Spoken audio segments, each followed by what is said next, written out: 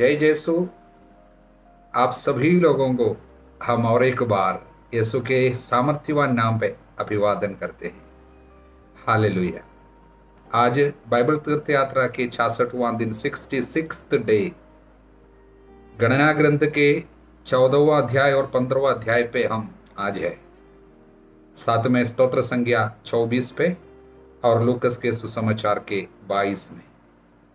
गणना ग्रंथ के विषय में फादर ने आपसे कहा, बहुत ही महत्वपूर्ण संदेश अपने जीवन के लिए प्रभु इस किताब पे प्रकट कर रहे हैं। विशेषकर आजकल हम में अनेक लोग, अनेक परिवार महसूस कर रहे हैं कि जीवन में कुछ विलंब है, यानी कुछ डिले, समय पे कुछ नहीं होती है, आशीर्वाद समय पे नहीं आते और लाइफ जो है आगे आगे बहुत बहुत धीमी गति से बढ़ती है।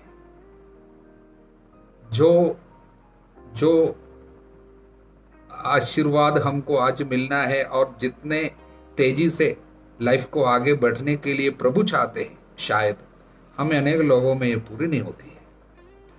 उसके कारण क्या है? उन कारणों को बहुत ही सुंदर रीति से इस किताब पे पवित्र आत्मा प्रकट कर रहे हैं। प्रियजनों, इसलिए इस अध्याय की व्याख्या करने के पहले थोड़ी सी पिछले अध्याय के 11वां अध्याय से जो बातें प्रभु प्रकट कर रहे हैं उसको संक्षिप्त में और एक बार हम देखेंगे। 11वां अध्याय में हमने देखे थे उन्होंने क्या किया। लोग अपने कष्टों के कारण प्रभु के विरुद्ध भुनभुनाने लगे। पहली बात, जीवन के दुख तकलीफों में भुनभुनाना। ये क्या है? आशा नहीं रह जाती है, प्रभु पे भरोसा की कमी है। साथ में प्रभु है, संग संग चल रहे हैं, उन पे भरोसा की कमी के कारण जीवन के दुखों में हम भुनभुनाते हैं। इसलिए पहली बात, भरोसे की कमी। इसलिए उस जगह का नाम क्या रखा? तबेरा। क्या हुआ था? आग ने उस जगह में तंबू के अनेक जगह को भस्म कर दिया था। आगे बढ़ने में ये रुकावट है। दूसरी बात, वहां पर क्या हुआ? लोगों ने स्वादिष्ट भोजन के लिए लालायित हो उठे और विलाप करने लगे, हमको भोजन नहीं मिल रहे हैं बोलकर। और खाने के लिए प्रभु ने उनको मन्ना दिया था, ईश्वर का आशीर्वाद था, लेकिन ईश्वर के वरदानों को उन्होंने हल्का समझा, तुच्छ समझा। और इसने क्या बोला? यह मन्ना के सिवा हमें और कुछ दिखाई ही नहीं देता। इसका मतलब मन्ना जो आसमान से प्रभु ने स्वर्ग से गिराई भोजन है, विशेष स्वादिष्ट भोजन, उसकी उन्होंने निंदा की। इसलिए जब कोई प्यार से कुछ देता है, उसको कोई फेंक देता है, टुकरा देता है, नहीं चाहिए बोलता है, तब जिसने वो दिया तोहफा उसी की निंदा होती है, उसके प्रति प्यार की कमी है। इसलिए यहां पर क्या है? प्यार की कमी प्रकट कर रहे हैं, लाइक ऑफ लव। इसलिए क्या हुआ? उस जगह का नाम बाद में क्या रखना पड़ा? किब्रोथाथावा। अनेक लोग मीट खा के वहां पर मर गए थे, बीमार होके। आगे बढ़ने में फिर से दिक्कत है, क्योंकि इन सारे लोगों को दफनाना पड़ा। इस तरह की बातें होती है। तीसरी बात क्या है? 12वां अध्याय में मूसा का विरोध करने के लिए कुछ लोग निकला। अधिकारी का विरोध। प्रभु जिनको अधिकार सौंपते हैं उनका विरोध करने से किस तरह की प्रॉब्लम आ जाती है। वो मरियम कोढ़ से भर गई और उसके बाद प्रभु ने उनको चंगा किया, लेकिन 7 दिन पूरे सारे लोगों को वहां पर रुकना पड़ा इनके चंगे होने के लिए। आगे बढ़ने से रोकते हैं। क्या है? आज्ञाकारिता के खिलाफ लोग आते हैं, भुनभुनाते हैं, अधिकारी की निंदा करते हैं। और अगली बात है, अब हम 13वां अध्याय पे देखा प्रभु ने, तब हम लोग कहाँ पर पहुंचे?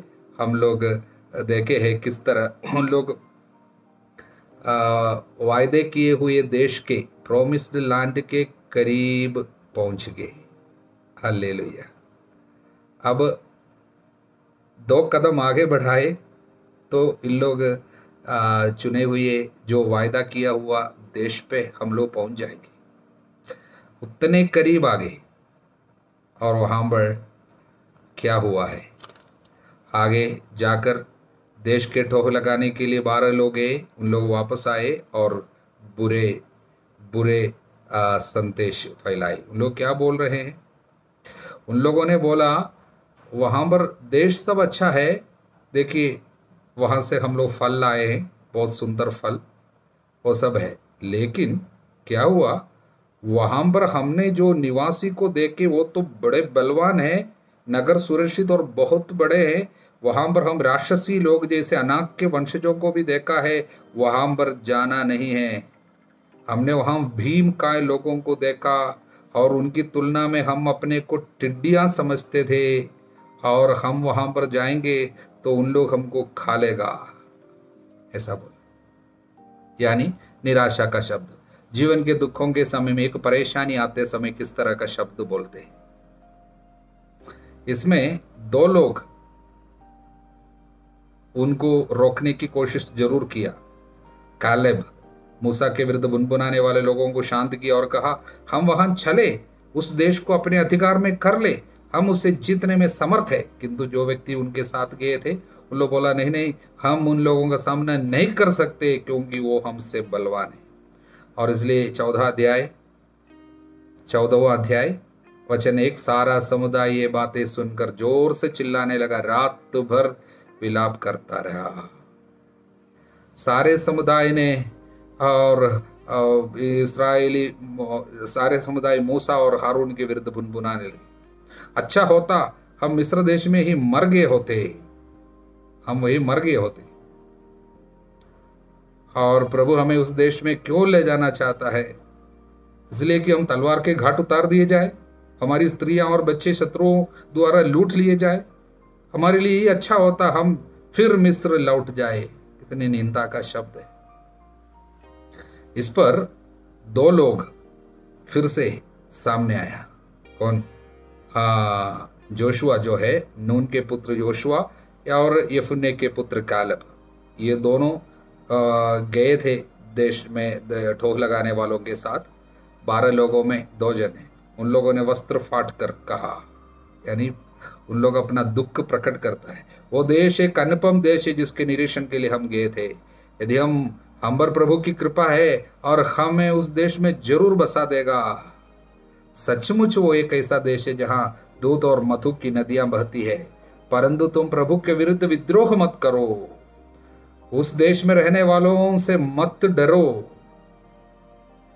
डरना प्रभु के साथ विद्रोह है। कारण क्या है? प्रभु संग संग रहते हुए इतने बड़े चमत्कार किए थे, उनको भूल जाना इतने कम समय में, इतने इतने इतने समय के अंदर इन लोगों ने सब कुछ भूल गया। मिस्र में प्रभु ने कितना महान कार्य किया, मरुभूमि में किस तरह उनको संभाला था।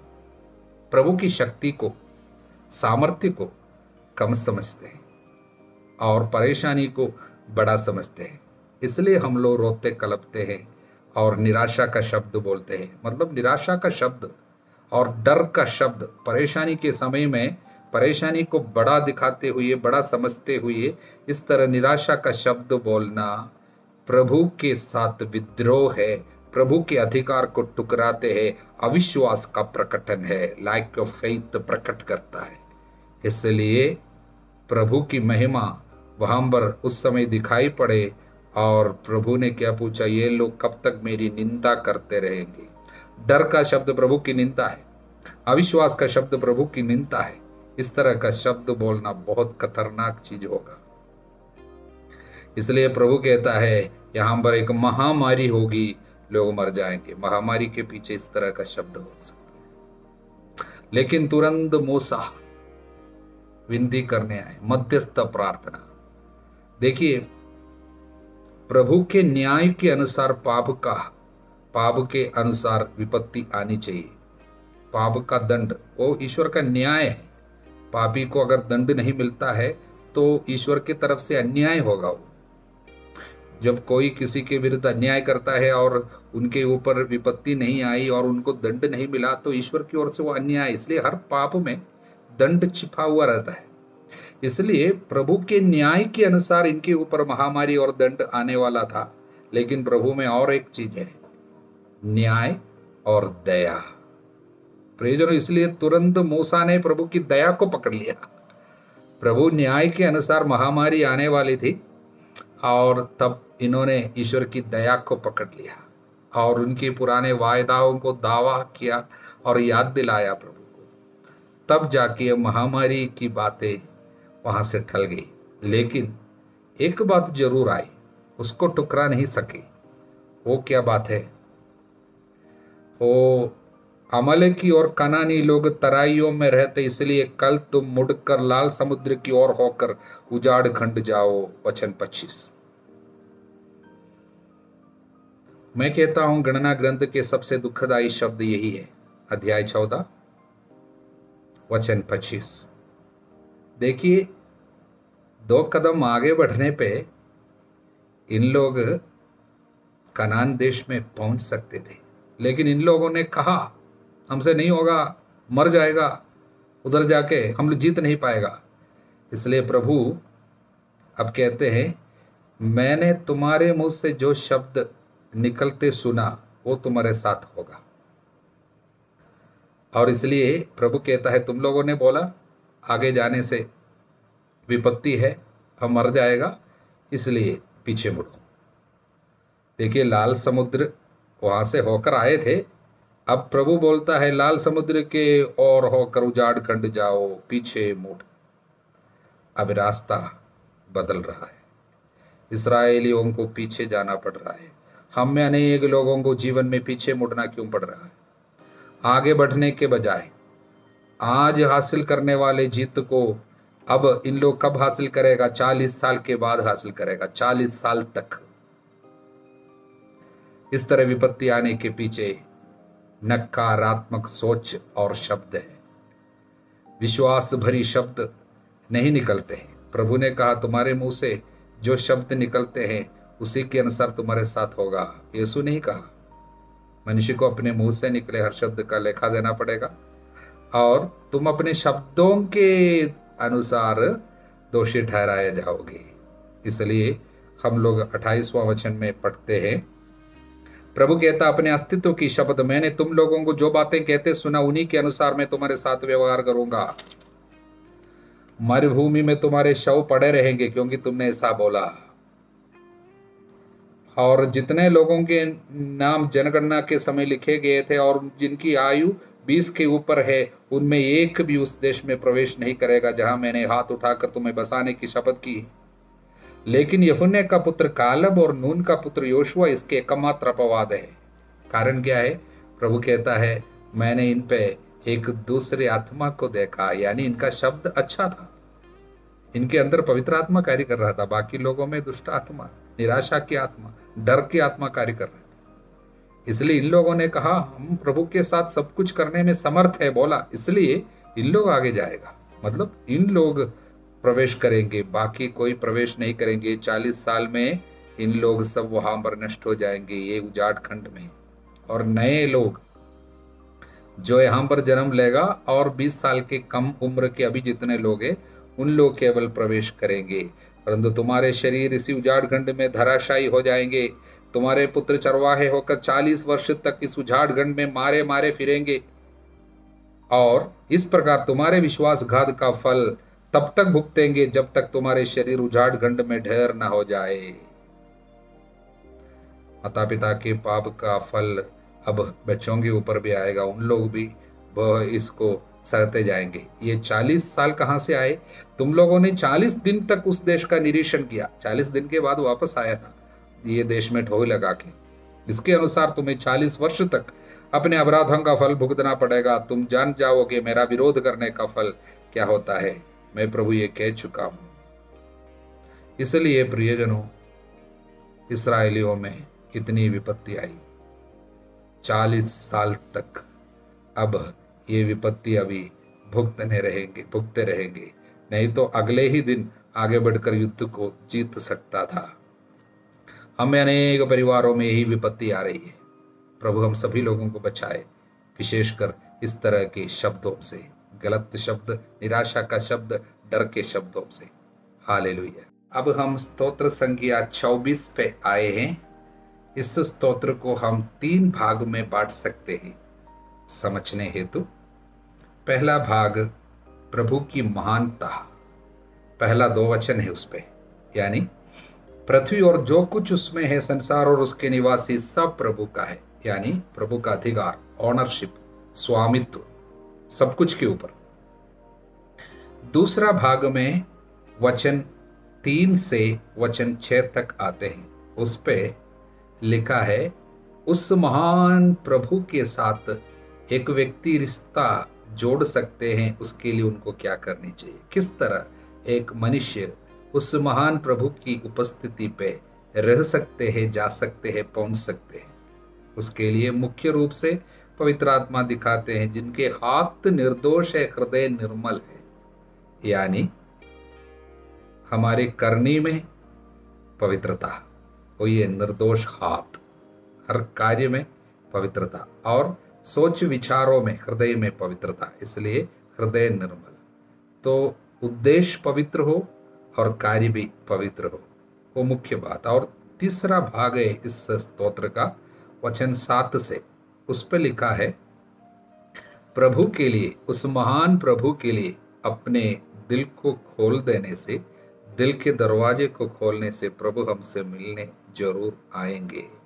एक भरोसा दिला रहे हैं, फाटकों मेहराब ऊपर करो, प्राचीन द्वारों ऊंचे हो जाओ, महाप्रतापी राजा को प्रवेश करने दो। हालेलुया।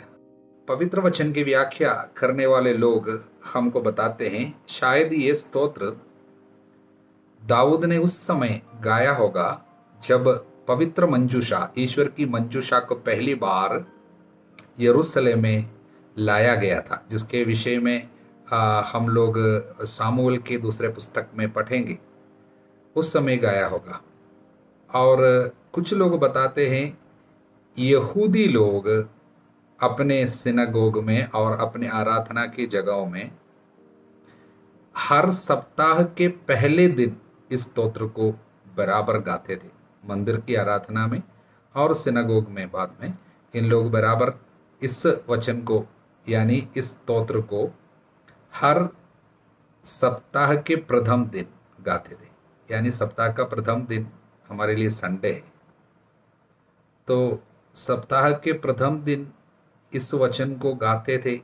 अब हमको इसमें छिपे हुए और बहुत अधिक अर्थ समझ में आते हैं।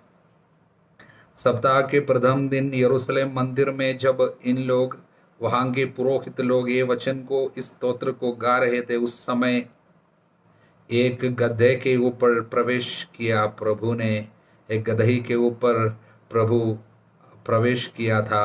एक संडे के दिन था, वो खजूर इतवार हम जो बोलते हैं, उस समय प्रभु ने यरूशलेम में प्रवेश किया था, महाप्रतापी राजा। इसलिए हम लोग खजूर इतवार को, इस वचन को गाते हैं। और दूसरा एक संदेश है, प्रभु के जी उठने के बाद जब उसका स्वर्गारोहण हुए हैं, जब स्वर्ग में चले गए, उस समय की एक संदेश, उस समय में जब प्रभु स्वर्ग चले गए, ये वचन उस पर पूरा हुआ।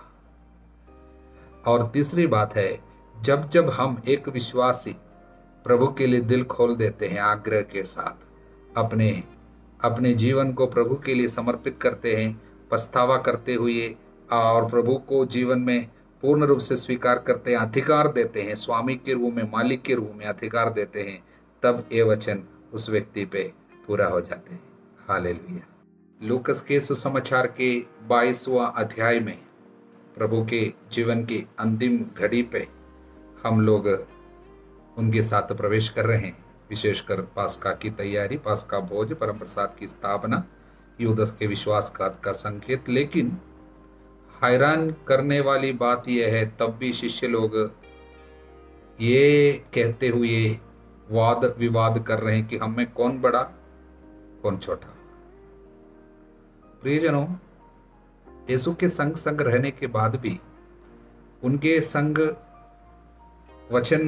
उनसे वचन सुनने के बावजूद और कई बार प्रभु ने दुख भोग की बातें बताई, उसके बावजूद इन लोग समझ नहीं पा रहे।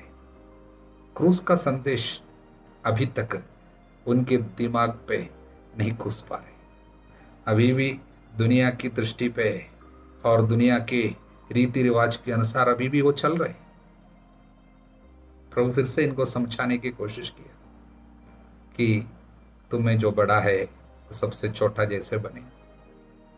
प्रभु अपने शिष्यों को कितना बर्दाश्त करता है, मैं सोचता हूँ, हैरान हो जाता हूँ।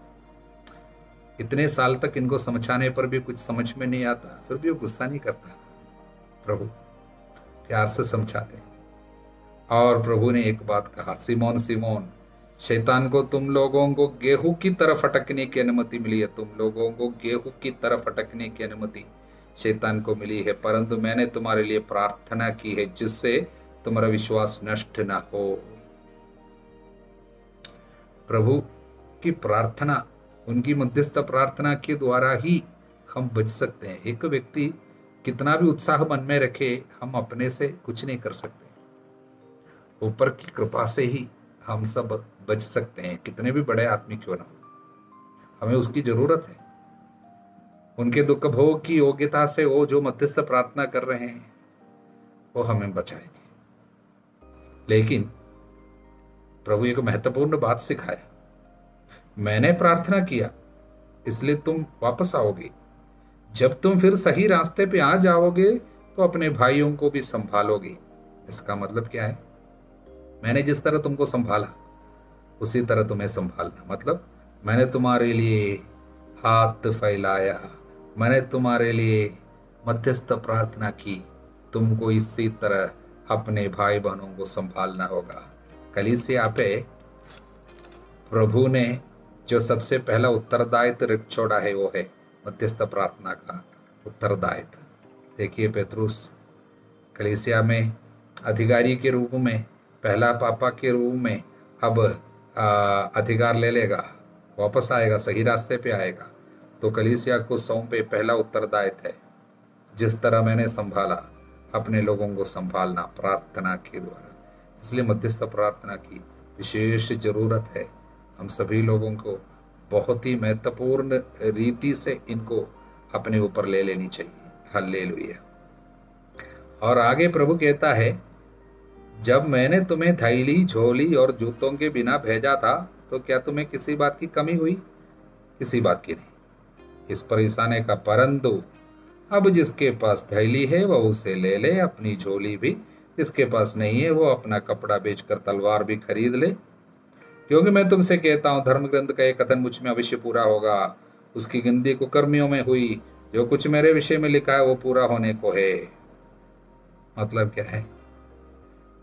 पहले जैसा अब शांति का समय नहीं होगा तुम्हारे लिए। जब पहले मैंने तुम्हें भेजा, लोग तुम्हारा स्वागत कर रहे थे और तुम लोगों को चंगा किया, सभी लोग तुम्हारा आदर कर रहे थे और तुमको हर घर घर में भोजन की व्यवस्था थी। अब ऐसा नहीं होगा। मतलब अब तिरस्कार का समय होगा। पहले शांति का समय था, इसलिए बहुत आनंदित होकर लौटे थे। शैतान सब भागता है, लोग सब हमारा स्वागत करता है, बहुत अच्छा लगा।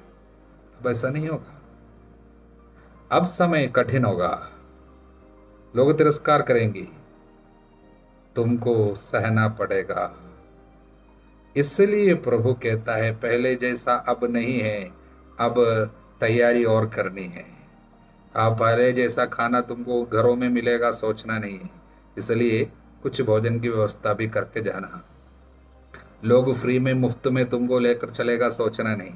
इसलिए कुछ पैसा भी रास्ते के लिए रखना और तलवार ले लेना। इसका मतलब क्या है? इन लोगों ने सोचा कि सच में प्रभु तलवार की बातें कह रहे हैं कि बचने के हेतु हमको तलवार की जरूरत होगा। इसलिए पर उन्होंने कहा, प्रभु देखिए यहाँ 2 तलवार है। परंतु ईसा ने कहा, बस बस। इसका मतलब क्या है? प्रभु कहता है, ओके 2 तलवार ठीक है। बाद में तलवार इस्तेमाल करते समय प्रभु ने पेतरुस को डांटा था। तलवार जो उठाएगा तलवार से मरेगा, इसका मतलब प्रभु ने वो तलवार उठाने की बात नहीं बताई। तो यहाँ पर तलवार खरीद कर रखना, प्रभु आध्यात्मिक अस्त्र शस्त्र ग्रहण करने की बातें कह रहे हैं। मुख्य बात यही है, प्रभु को ये अस्त्र शस्त्र को धारण करते हम देखते हैं। वो आदत के अनुसार जैतून पहाड़ गए, प्रार्थना करते थे। प्रार्थना एक तलवार है और ईश्वर का वचन रूपी तलवार है। इसलिए प्रार्थना और वचन के द्वारा अपने को तैयार करना जरूरी है आने वाले दिनों के लिए, भावी संकट के लिए। प्रभु इनको सचेत कर रहा था, लेकिन तब भी इन लोग नहीं समझा। तभी उन लोग तलवार आकर दिखाता है, ये काफी है बोलता है। तब प्रभु बस इसका मतलब क्या है, पूर्ण समझ में इनको ये जो गहराई में अर्थ पवित्र आत्मा ही आपको समझाएगा, ये बोलते हुए प्रभु फिर उनको आगे समझाने की कोशिश नहीं करता है। प्रियजनों, इस अध्याय में फिर हम यीशु की गिरफ्तारी और पेत्रुस का स्वीकरण के बारे में हम देखते हैं। और इसमें हम देखते हैं पेत्रुस कुछ दूरी पर उनके पीछे पीछे चला। इसलिए क्या हो गया, जो लोग दूरी से प्रभु के पीछे पीछे चलने वाले कुछ लोग हैं, प्रभु लोगों को पास बुलाता है, मेरे पास आओ, लेकिन कुछ लोग पास आना नहीं चाहता, दूरी दूरी से कभी थोड़ी सी प्रार्थना करेंगे, गिरजा जाने पर भी थोड़ा दूर पर खड़ा होंगे, और पाप स्वीकार वगैरह साल में कभी एक आध बार कर लेता है, दूरी से, ज्यादा पास जाना अच्छा नहीं। नशा वगैरह छोड़ेगा नहीं, लेकिन क्या है, 40 का समय छोड़ देगा, बाकी समय में मिलेगा। ये सब दूरी से प्रभु के पीछे जाने वाले लोग हैं। तब क्या होगा, पेतरुस जो दूरी से पीछे पीछे चला, इसलिए क्या होगा, लोग प्रांगण के बीच में आग जलाकर उसके चारों ओर बैठ रहे थे, पेतरुस भी उनके साथ बैठ गया। जो दूरी से प्रभु के पीछे जाने वाले लोग इस तरह शत्रु के प्रभु के शत्रु लोगों ने आग जलाकर आग ताप रहा था, पेतरुस भी उधर बैठ गया, शरीर को सुख दे, आग ताप रहा था। अपने प्रभु के शत्रु के द्वारा जो आग प्रज्वलित किया गया है, उस आग में शरीर को सुख दे रहा है। इसका मतलब वहां बैठ गया, धीरे धीरे पहले चल रहा था दूरी दूरी से, ऐसे लोग सब मौका पाने पर बैठ जाएगा। और उसके बाद प्रभु का अस्वीकरण, वो प्रभु को त्याग देता है और प्रभु को अस्वीकार उनको करना पड़ा। इस तरह दूरी दूरी से जो चलेगा, उन लोग सब जब शत्रु की दिए हुए सुख सुविधाओं में बैठ जाएगा, उसके बाद प्रभु की निंदा करेगा, अस्वीकार करेगा। प्रियजन, प्रभु का वचन दिल में रखते हुए उनके संग संग हम चले। प्रभु की कृपा आप सभी लोगों के साथ बनी रहे, अब सदा सर्वदा अनंत काल तक। आमीन।